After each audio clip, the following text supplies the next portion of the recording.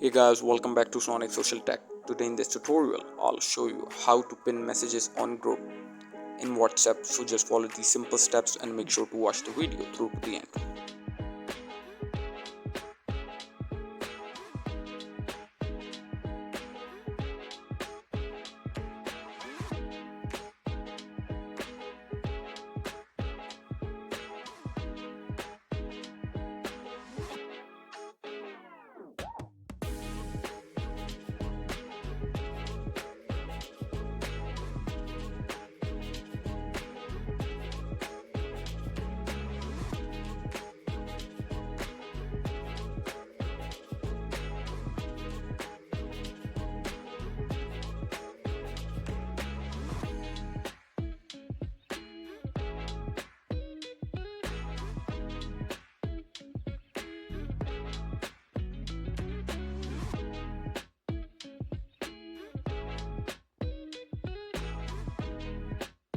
Thank you for watching guys. Make sure to like and subscribe.